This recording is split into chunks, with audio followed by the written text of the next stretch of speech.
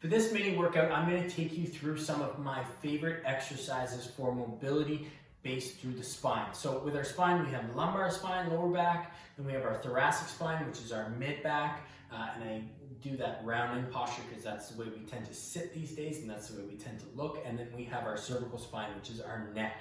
And the interesting thing about the spine is the higher up you go, the more mobility that's required. So our lower back, we want it to be stiff and stable. Yes, we still want to be mobile through these tissues, but ultimately when we're doing our core training, it's to be stiff and stable, again, to transfer over into so many other activities. With our thoracic spine, we definitely want mobility. Extension and flexion, yes, but T-spine rotation, which we're gonna go through, is really, really important. And then with our cervical spine, very mobile. So we basically have 180 degrees side to side, and then we can rotate around basically on an axis in a 360-degree range. So I'm going to take you through mobility segments for each. The first one we're going to go through is actually a bit of a breathing exercise. It's one of my favorites. You're going to grab a foam roller if you have it, or if you don't have a foam roller, you can just grab some sort of pillow that's going to prop your leg up. What you want to do, we're going to take 5 breaths on either side.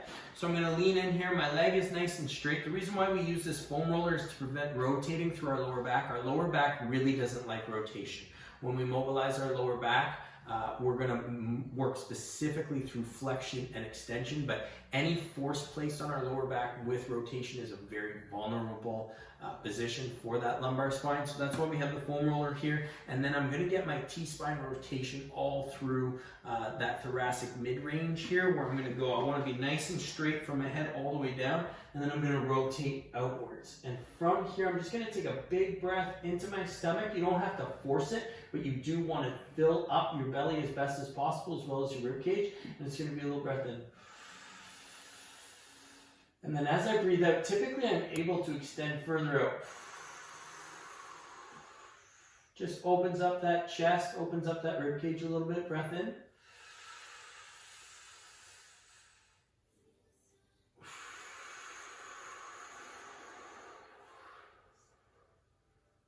And we'll do one more.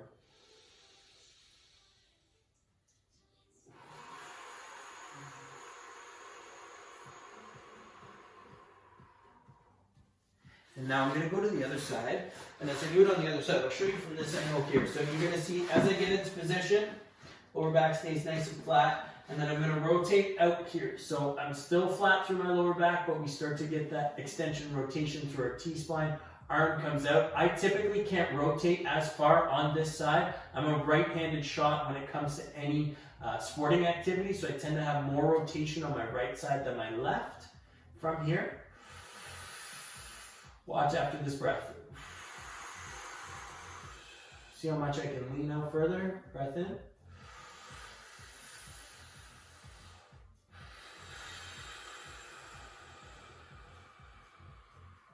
One more, breath in.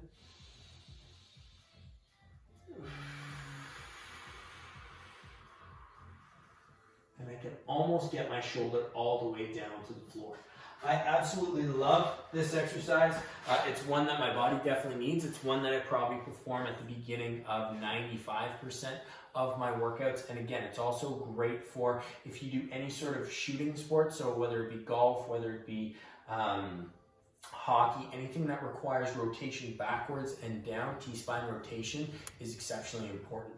From there, we're going to go into probably what I label as the most important spine exercise that there is, and that's going to be your cat-cow or your cat-camel, but segmented. So I talked a little bit about this in our CARS video, where we want to go slowly but surely through each spinal segment. So I'm going to get down on all fours, and then from here I'm going to start with my lower back, and I'm just going to open up slowly. I'm going into flexion, and just one at a time. So you have these little bumps, these little spinous processes. Each vertebrae has its own spinous process, and you just want to think of opening up one at a time. Open, open, mid back, upper back. I push the floor away, and then I'm going to tuck my head down and under. And then from here, I'm going to dip lower, one at a time, nice and slow. Middle. Notice how my arms stay straight. Upper. Shoulder blades come together, and then we finish with that cervical spine or neck. We're going to do 3 of these as well. Starting again lower, opening up, opening up, opening up, opening up, one at a time, one at a time. Middle, upper, Finish with that cervical and then dipping down again, lower, mid, upper, and then hit just like so. And let's go one more again. Nice and slowly lower, tucking my tailbone in. Good, middle, upper, and then I'm going to dip down again, nice and slow, lower, middle,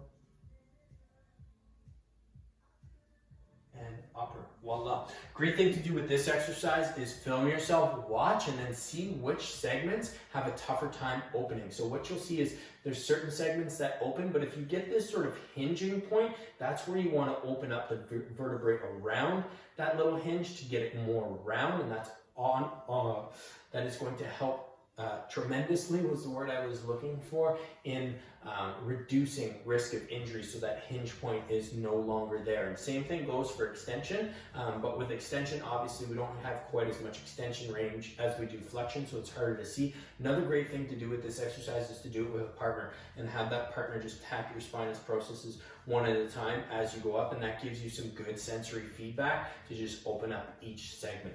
Another thing with this exercise is where we're going to specify just specifically the lower back, and what we're going to do is we're going to segment that out. So I'm going to go down onto my elbows. This exercise I'll use for clients who often have lower back tightness, lower back stiffness. They're really stiff down here, which ultimately makes them even more kyphotic. So we want to try and open up that lower back, get some movement going in there, ultimately to help bring fluid into that tissue, which will really help, and ultimately just to give them control over those segments so that they can get a little bit less of so much force production happening in there with that tightness, and so much compression is what will happen with that force production. So the way I do this exercise is I'm going to go down onto my elbows, and then from here, as I do that, I'm basically taking my upper and my neck out of the equation, and you're not going to see much movement. As I mentioned, lower back doesn't have a lot of mobility to it, a lot of mobility range, but I'm just going to open up slowly through the lower back,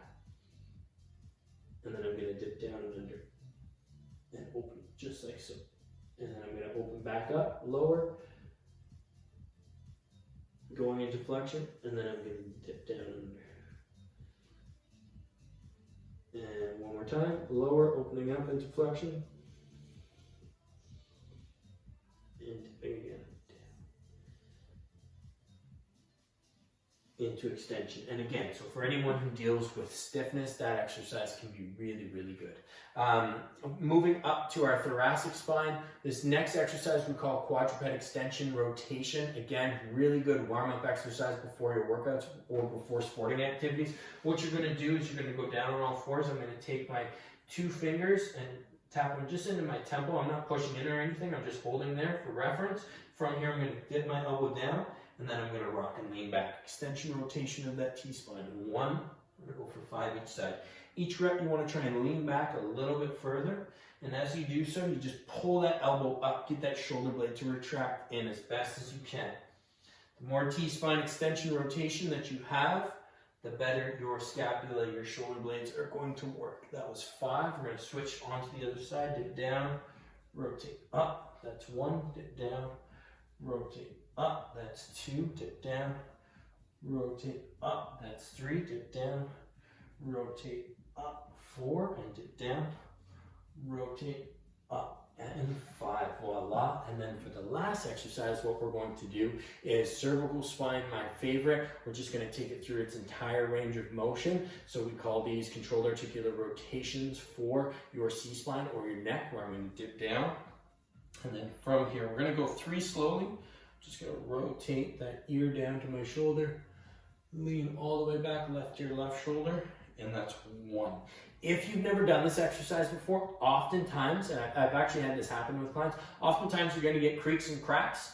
That's okay, but what you want to do is be able to control those ranges, as I've talked about before. So just go slower through, make sure the muscles are working to absorb any force that it needs to. What has happened with a client was his neck is so stiff and he's so not used to moving it through its range of motion. We did this exercise for the first time and he actually pulled a muscle because the muscle wasn't used to activating in that range. So you just have to be a little bit careful, go slow to begin with, and then as you get more accustomed to it, I do this exercise probably anywhere from 5 to 10 times a day. So I'm more accustomed, I have no creaks or cracks as I go, but it will take some time to develop that. So let's go again. We're gonna rotate out to the side, around, back, that's one. Out to the side, around, back, that's two, one more. Out to the side, around, back, that's three. I'm going to switch the other side. Out, around, back, one, out, around, back, two, one more, out,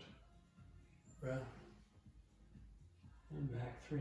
Voila. So we had our T-spine breathing exercise to start, our segmented cat camel, our lower back segmented cat camel, and then our extension rotations, and then our cervical neck cars. With those exercises, combine them all into a mini workout. Really, really great